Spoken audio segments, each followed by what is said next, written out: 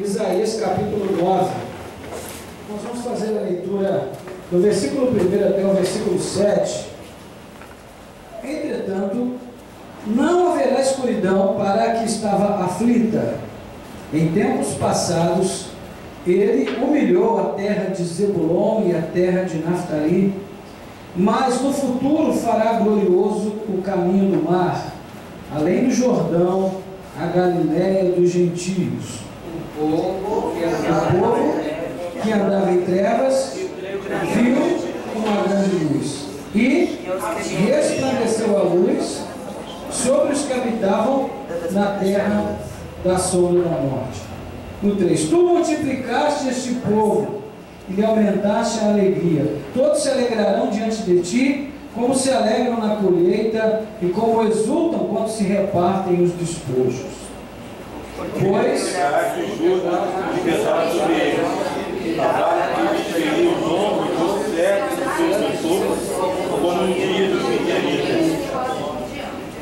porque todo calçado pesado de guerreiro e toda a capa encharcada de sangue serão queimados, destruídos pelo fogo.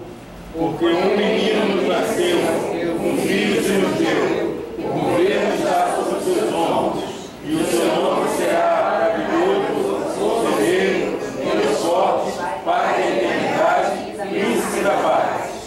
O seu domínio aumentará, e haverá paz sem fim sobre o trono de Davi e sobre o seu reino, para estabelecê-lo e firmá-lo em retidão e em justiça, desde agora e para sempre.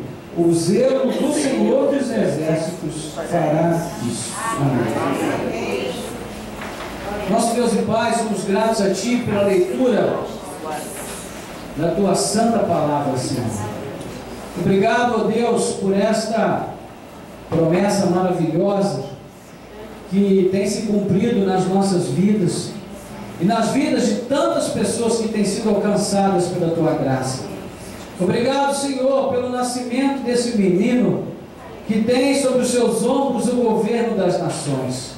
Louvado seja o Teu nome pela Tua graça e pela Tua condução sempre tão sábia, sempre tão prudente e amorosa das nossas vidas, ó Pai. Que nessa noite o Senhor fale através da Tua palavra conosco e traga, Senhor, a cada um de nós a revelação da Tua palavra de maneira específica, para que em cada coração haja, Senhor, um lugar para o Filho de Deus nascer. Que em nós não haja, Senhor, nenhuma intenção, nenhuma atitude, nenhuma disposição, ó Deus, que seja contrária à abertura do nosso coração para que Cristo tenha lugar nele. Assim como naqueles dias em Belém, Senhor, que nós possamos, ainda que oferecendo um lugar humilde, que nós possamos oferecer em nosso coração um lugar para o nosso Senhor. Que seja a sua morada, que a nossa vida seja a tua casa, e que o Senhor possa sempre morar em nós, habitar em nós, tabernacular em nossas vidas, assim como a promessa do passado vem se cumprir por meio da presença do Espírito Santo na vida daqueles que são Deus. Nós te pedimos, ó Pai, fala, esclarece os nossos corações, ilumina o nosso caminho, ó Deus, a nossa mente, abre o entendimento e dá a Tua revelação nessa noite, em nome de Jesus. Amém. Os irmãos e irmãs podem se sentar. Em 19 de maio de 1780, ocorreu na região então conhecida como Nova Inglaterra, hoje nós sabemos Estados Unidos da América, e também no Canadá, um fenômeno que ficou conhecido como o dia escuro. O dia escuro. Em pleno dia o sol escureceu e as trevas cobriram o céu de tal maneira que as luzes das cidades precisaram ser acesas e também os faróis dos carros. Este evento provocou uma comoção muito grande, um grande temor na maioria das pessoas, e muitos pensavam se tratar do dia do juízo final.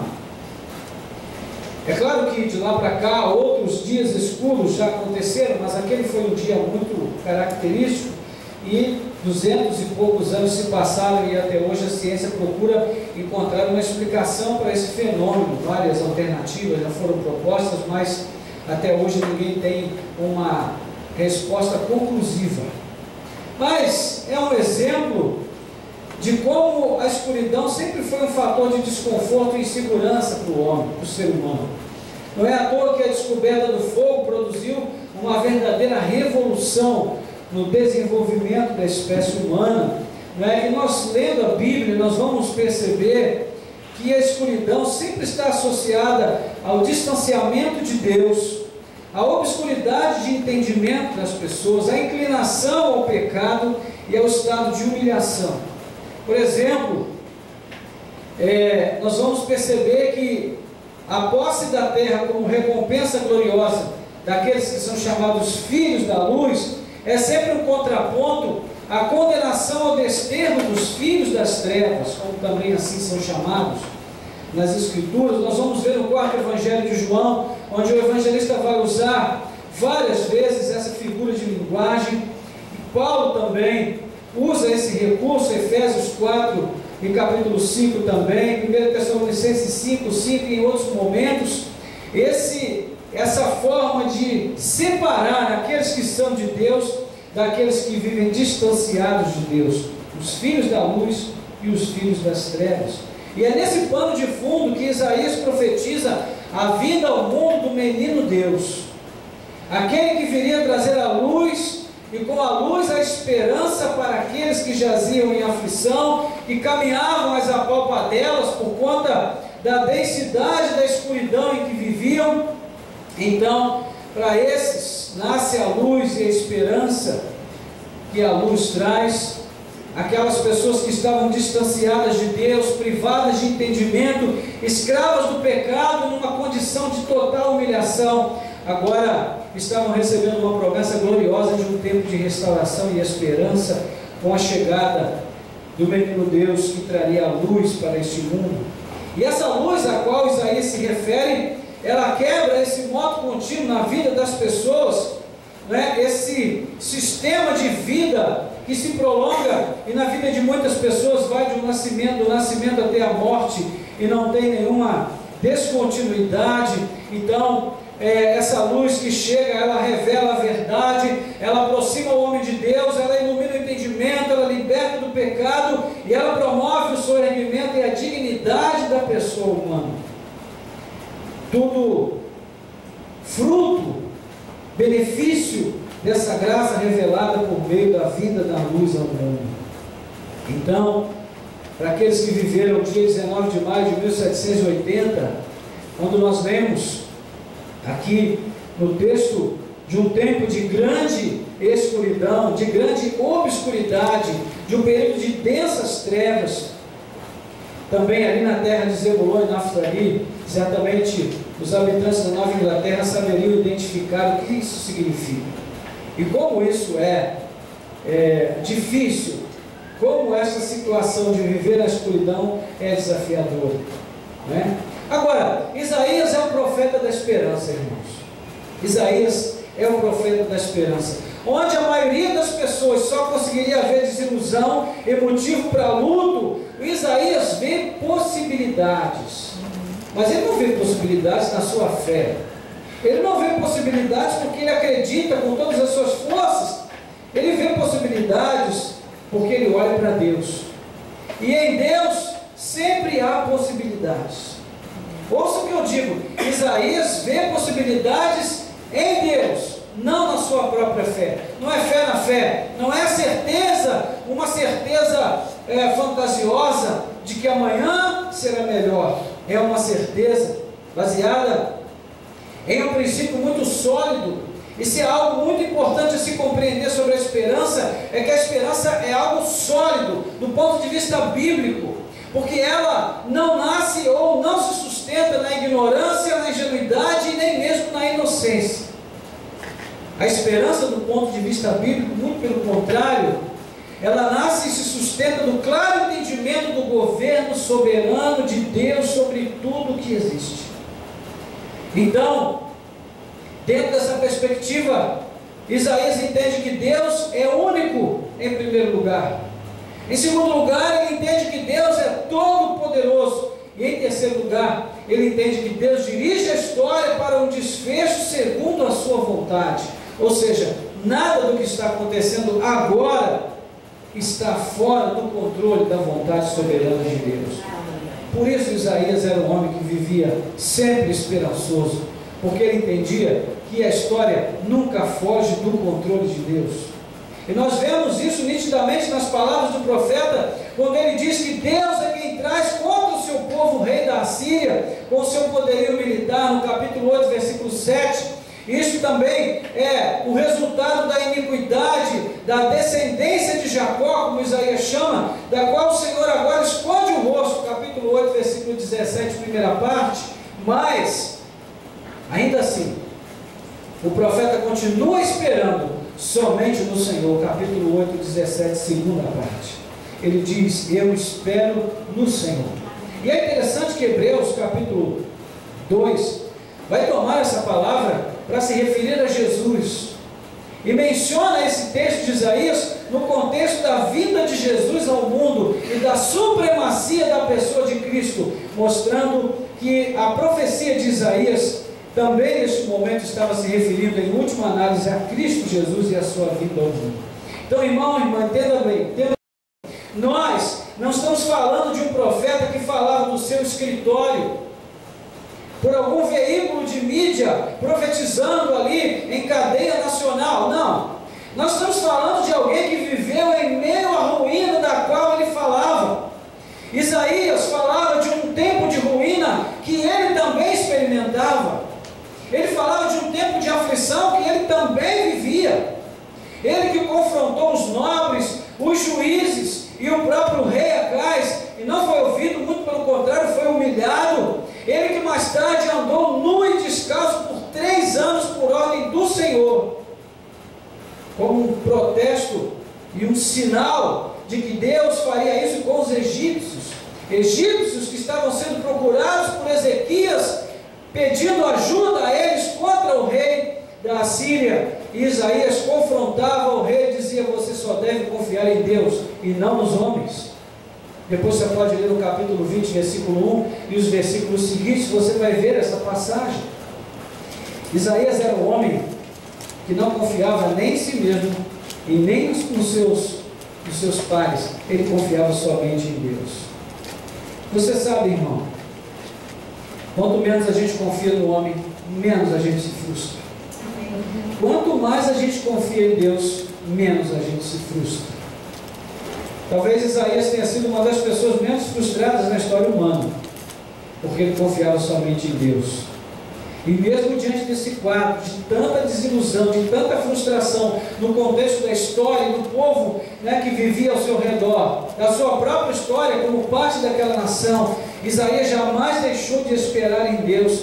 Ele continuou a afirmar que Deus traria juízo sobre os assírios e livramento ao seu povo. E do ponto de vista histórico, a sua palavra se cumpriu em 701 a.C.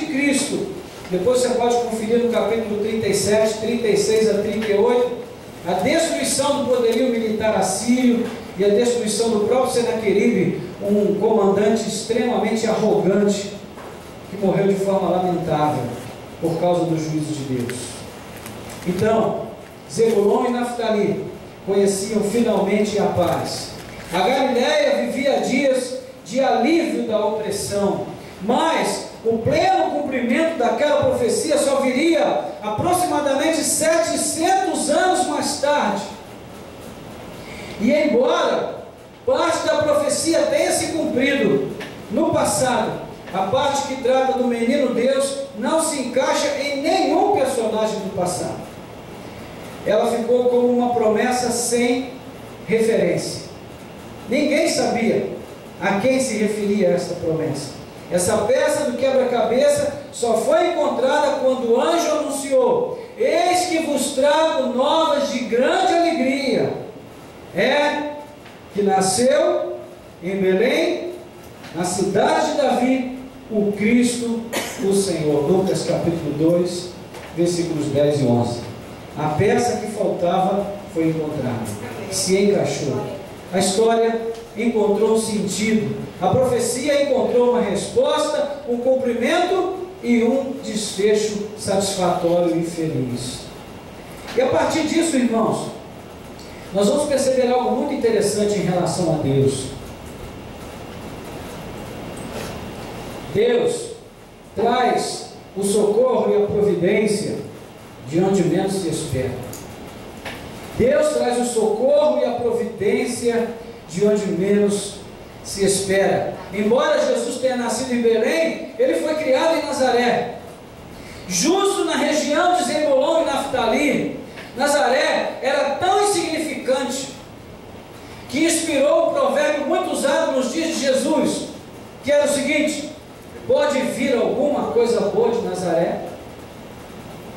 Nós vamos encontrar esse dito na boca de Natanael, capítulo 1 de João, versículo 46. Nós vamos encontrar na boca das autoridades judaicas que desacreditavam Jesus, João capítulo 7, versículo 52.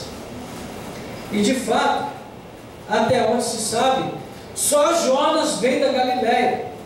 E mesmo assim, todo mundo há de ouvir que não se trata de um modelo do profeta bem-sucedido, entre aspas. Então, de certa forma, havia um certo sentido na desconfiança de que algo bom pudesse vir de Nazaré. E aí, irmãos, nós vamos perceber que Deus inverte o processo. Os últimos serão os primeiros. Os últimos serão os primeiros. Veja bem, pelo eterno desígnio do Altíssimo, o menino que devia nascer, ele nasce com a incumbência mais sensacional de todas. Ele tem o poder de mudar a história humana. Ele é criado ali, entre os pobres, entre os sem berço, entre aqueles, como diziam no passado, sem eira nem beira. É ali que ele nasce, que ele é criado, melhor dizendo. É ali que ele vive a sua infância, é ali que ele aprende tudo o que é preciso saber, é ali que ele frequenta o espaço do culto e da adoração ao Deus único. É ali que ele vai ganhar a identidade, é ali que vai se fazer homem. Mas é esse Messias que traz a luz, e com a luz ele traz a esperança. É esse Messias que em Cafarnaum constitui a sua base de operações à margem do lago da Galileia, onde ele operou muitos milagres maravilhosos. É ali que ele vai ensinar a palavra de Deus ao povo, é ali que ele vai encantar as pessoas com a sua pessoa e com o seu jeito de agir e de ensinar. E a terra que fora deixada por último no passado, agora recebe a honra de ser a primeira a ver o Deus encarnado andando no meio dos homens. Que privilégio maravilhoso! Valeu a pena esperar. Valeu a pena ser posto por último, para agora, no fim, que é o começo, ver tudo aquilo que há para ser visto, o que há de mais interessante, de mais espetacular. Aqueles que viviam na escuridão viram a luz em primeira mão. Homens e mulheres que jaziam mortos em delitos e pecados recebiam a libertação das algemas e dos grilhões. Foram os primeiros a ver reaberto o caminho para Deus. Aqueles que sofriam por sua condição impura, com enfermidades e aleijões incuráveis, agora viam o mal sair de seus corpos por uma palavra dita por aquele Messias que surgiu em Nazaré. Que privilégio maravilhoso! Endemoniados recebiam a libertação imediata das prisões espirituais. Os despossuídos receberam a posse da herança mais extraordinária, a vida eterna. Aqueles que nasceram sem berço foram revestidos de grande dignidade, e os que ficaram por último foram os primeiros a ver em ação o raiar de uma grande luz. Louvado seja Deus! E nessa perspectiva, meu irmão e minha irmã, Isaías era um homem esperançoso, porque ele sabia que Deus deu o seu jeito e o seu tempo de realizar as coisas mais extraordinárias. Aquele que tem paciência sempre vai ver o melhor de Deus. Aquele que tem paciência sempre vai usufruir do melhor que Deus tem para fazer. Quem tem pressa, como dizia minha mãe, come o angu frio, quente e cru. Mas quem tem paciência prova o melhor. E com Deus não é diferente. E aí Isaías entra no processo de exaltação do menino Deus, e ele procura adjetivos que possam qualificar o supremo ser desse menino, e ele vai dizer que ele é maravilhoso conselheiro, maravilhoso em conselhos e sabedoria, como ele vai dizer no capítulo 28, versículo 29 também da sua profecia. Dentro dessa perspectiva, ele vai afirmar: isso procede do Senhor dos Exércitos, que é maravilhoso em conselho e grande em sabedoria. Louvado seja Deus. As multidões que ouviam Jesus ficavam extasiadas diante da autoridade e da grande sabedoria que as suas palavras revelavam. Lá no capítulo 7 de Mateus, versículos 28 e 29, o evangelista vai dar testemunho desta condição que o povo vivia diante daquilo que Jesus ensinava, diante daquilo que Jesus pregava, como eles ficavam extasiados. E diz o texto que ao concluir Jesus o seu discurso, as multidões estavam maravilhadas com o seu ensino, pois ele as ensinava como quem tem autoridade e não como os escribas. Esse maravilhoso conselheiro, Isaías vai exaltar no seu cântico, mesmo sem ter a menor ideia, muito certamente, do que ele está falando. Ele diz que esse menino é um Deus forte, em suficiência na manutenção do seu povo, como no capítulo 10, também da profecia de Isaías, versículos 21 e 22, onde nós vamos ler assim: um remanescente retornará, sim, o remanescente de Jacó voltará para o Deus forte, porque ainda que o teu povo seja como a areia do mar, só um restante voltará. Ó Israel, a destruição está determinada, virá transbordando de justiça. Bendito seja Deus. Depois da aflição vem o tempo de restauração na presença de Deus, esse Deus que é suficiente. Você vai ver em Mateus capítulo 9, Marcos capítulo 12 e Lucas capítulo 5, na cura daquele menino paralítico, Jesus vai dizer: para que vocês saibam que o Filho do Homem tem o poder até para perdoar pecados, em nome do Filho de Deus Altíssimo, aquele que veio ao mundo para trazer a luz e a esperança. Eu te digo, levanta-te e anda, toma o teu leito e vai para a tua casa. E no nome e no poder de Jesus, ele se levantou e foi para a sua casa levando o seu leito. Na ressurreição de Lázaro, ele demonstrou que tem o poder até sobre a própria morte, né? Então ele é suficiente para todo aquele que crê. Até, irmãos, na promessa do capítulo 11, nós vamos ver Isaías repetindo os mesmos princípios e as mesmas verdades, assegurando que esse Cristo que viria é suficiente para todo aquele que nele espera. Ele vai falar do Pai da eternidade. Esse título não tem nenhum paralelo, ele só aparece basicamente aqui nesse texto de Isaías. Ele só pode se aplicar ao próprio Deus ou ao Filho de Deus, Jesus Cristo, nosso Senhor. Por quê?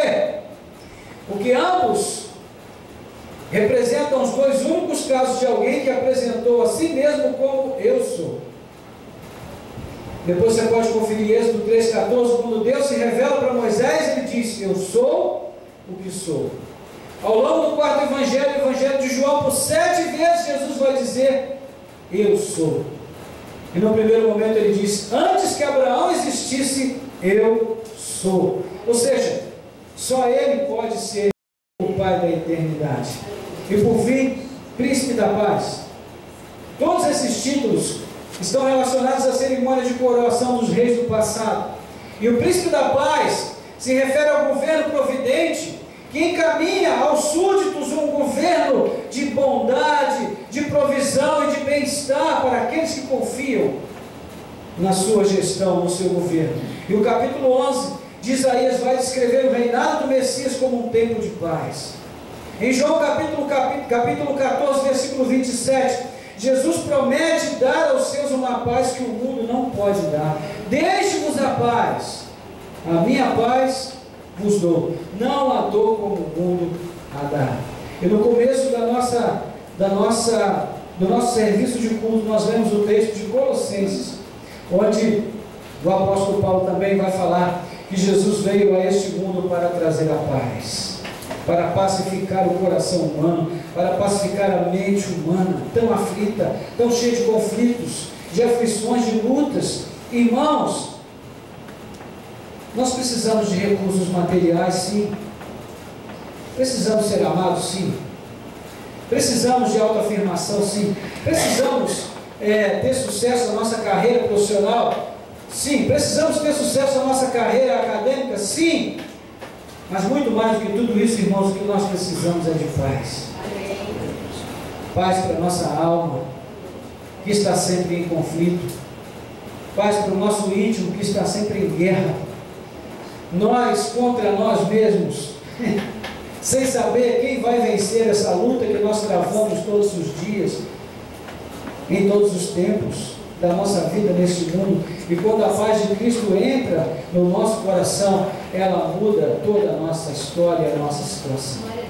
É por isso que Paulo vai dizer em Filipenses capítulo 4, que quando nós lançamos a nossa ansiedade diante de Deus, quando nós lançamos as nossas aflições diante do Senhor, a paz que excede todo entendimento inunda os nossos corações e guarda os nossos corações. Então, irmãos, o que nós mais precisamos é de paz.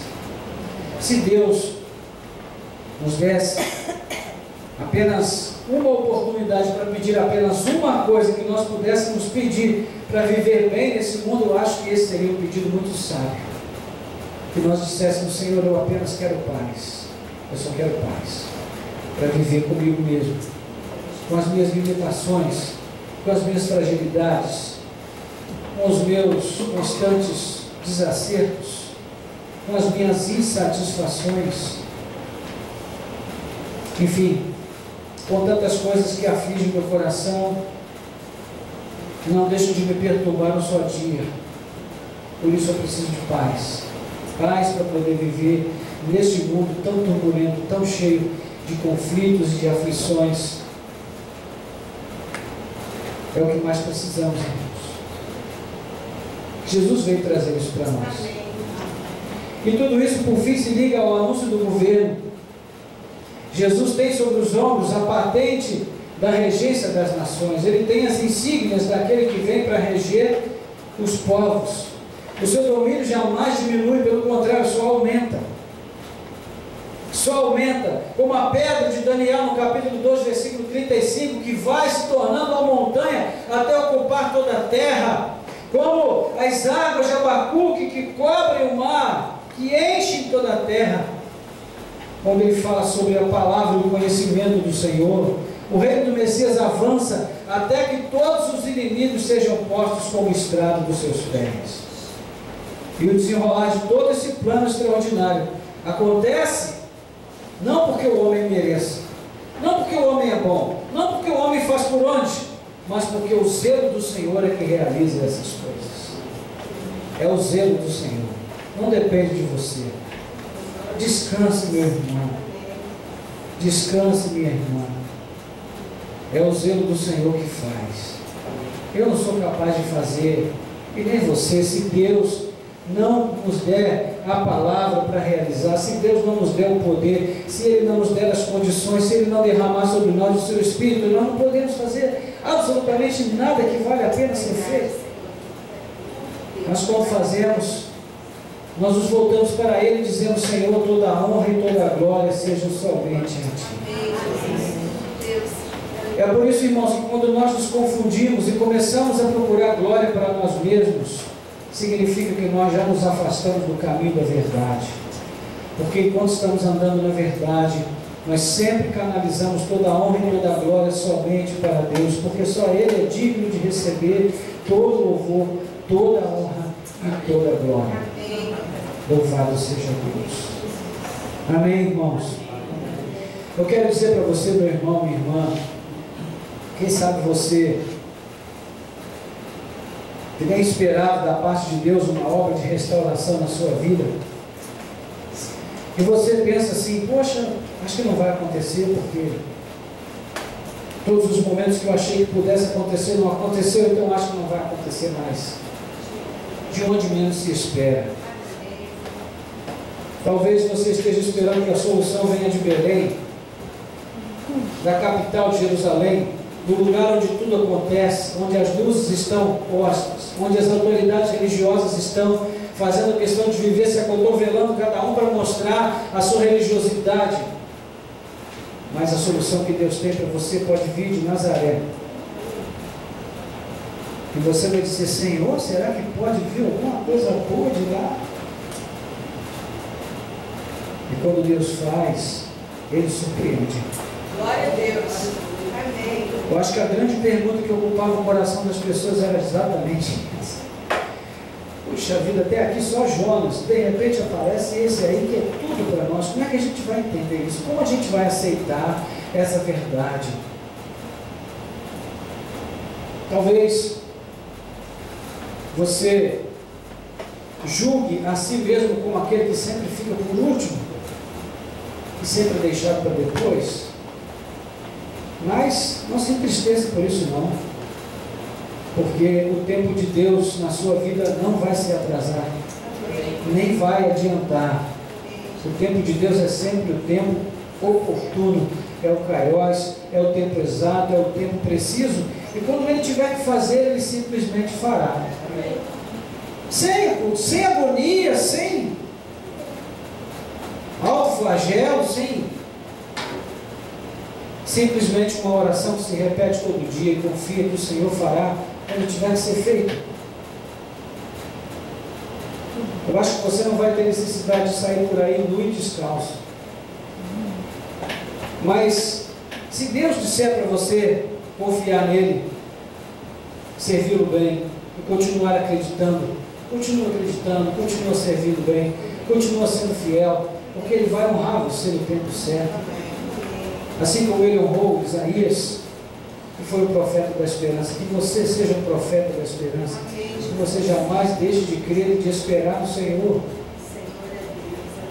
Não olhe para o governo, não olhe para as instituições. Irmãos, Isaías estava profundamente frustrado com Acais, não no sentido de que ele esperasse neles, mas a frustração era algo sintomático, era consequente por conta dos desejos e dos propósitos pessoais que os governantes tinham, para si mesmos, as suas próprias ambições, os seus próprios planos. Ezequias falhou, Acais falhou, todos falharam, Salomão falhou. Mas Isaías olhava para Deus. Ele dizia: a minha esperança está no Senhor. Eu quero dizer para você: não confie em governos, nem em planos econômicos, nem na poupança, nem em investimentos. Confie no Senhor, porque o Senhor nunca vai abandonar aqueles que são seus. Eu quero dizer para você, querido, não pense que o nosso país está desgovernado. Ele está desgovernado no sentido político-partidário, mas no sentido eterno, no sentido pleno, na acepção mais plena, Ele não está governado, porque Deus tem o controle dessa nação nas suas mãos. E tudo que está acontecendo aqui, meus irmãos, se encaixa dentro de um plano maior de Deus. O nosso povo, de certa maneira, sofre, nós sofremos por causa das nossas iniquidades, assim como Israel sofria. Mas chegará um tempo que Deus vai recolher o remanescente e vai fazer aquilo que tem que ser feito com o resto de Israel. Eu espero que nós possamos estar entre os remanescentes, aqueles que insistem em confiar e crer e esperar na providência desse Deus. Amém, irmãos? Amém. Louvado seja o nome do Senhor. Amém. Nós queremos, antes de orar, nós queremos cantar ainda um louvor com a igreja. Não sei se vocês... Te vejo no deserto, na aflição, te vejo no vale, vejo tuas mãos cobrindo o sol, guardando-me. Te vejo em cada passo que dou, te vejo em meus planos, vejo tuas mãos guiando-me, sem teres fiel. Sinto teu braço, teu carinho, tu és fiel.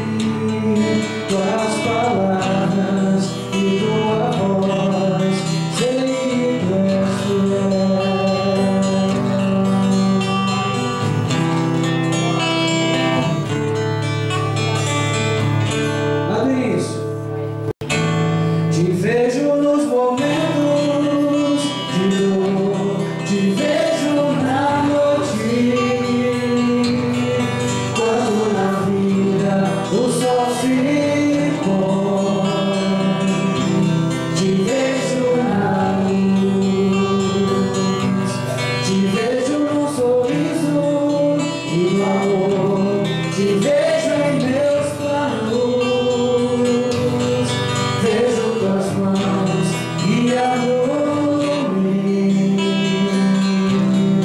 sempre és fiel. Sinto teu abraço, teu carinho, tu és fiel em razão, para duvidar do teu coração. Sinto tuas mãos sobre mim, sinto amor e posso ouvir tuas palavras e tua voz. Sei que tu és fiel.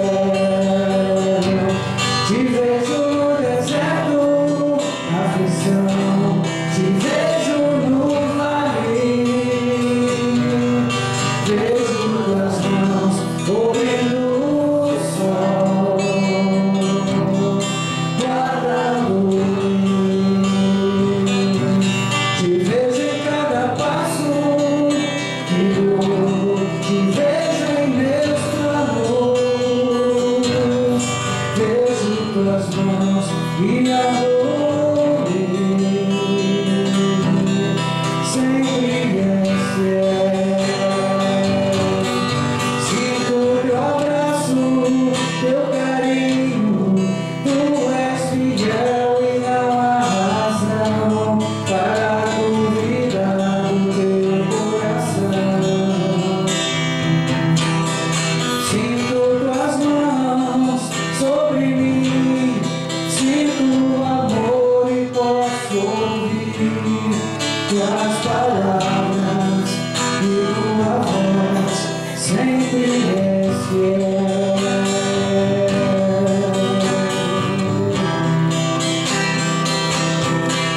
Sempre és fiel.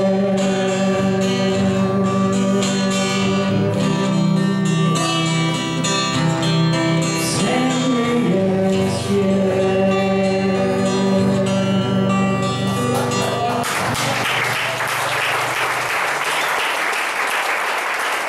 Amém. Senhor nosso Deus, Aleluia. Glória a Deus. que ao longo do ano que está se avizinhando, Pai, e no final desse ano, nós jamais deixemos de ver que o Senhor está ao nosso lado, que o Senhor caminha conosco, que a luz veio ao mundo para trazer a esperança. Não é a esperança tola dos homens, que se baseia em planos econômicos, em estratégias políticas. Não é a estratégia fútil daqueles que têm recursos neste mundo, que confiam nas suas riquezas. Não é a estratégia ingênua daquele que se recusa a encarar a realidade. É a esperança baseada no conhecimento de um Deus que governa todas as coisas, que tem o controle de cada história em suas mãos, que, embora seja o Senhor do universo, cuide de cada planta, de cada gota de orvalho. Ele ainda tem tempo e disposição para cuidar de cada um dos seus filhos, com um amor singular, com uma dedicação ímpar, sem tratar duas pessoas do mesmo jeito, porque conhece cada coração e cada vida, porque sabe o que vai no íntimo de cada um de nós. E quando nós desprezamos aquilo que somos, Ele surge com a sua luz e a esperança e diz: você é amado, você é importante, você tem valor. Não o valor que as pessoas atribuem ou deixam de atribuir, mas o valor que está estampado na cruz, porque Deus prova o seu amor para conosco, em que Cristo morreu por nós, sendo nós ainda pecadores. Esse amor é indiscutível, esse amor é sem comparação, esse amor é indescritível, não pode ser questionado, não pode ser posto em dúvida jamais. Portanto, todos nós somos aceitos, acolhidos, amados, cuidados a cada dia pela boa mão do Senhor que está sobre nós. Que esta seja uma convicção que nos persiga Que esta seja uma fé que insista em estar permanente em nossos corações. Que esta seja uma verdade que nos acompanhe durante o transcurso da nossa vida neste mundo. Ó Deus, nós oramos assim, entregando cada vida aqui nas Tuas mãos, Pai. Senhor, dá paciência para aquele que está perdendo a sua paciência. Enche de tolerância, de perseverança o coração do Teu Filho, Pai.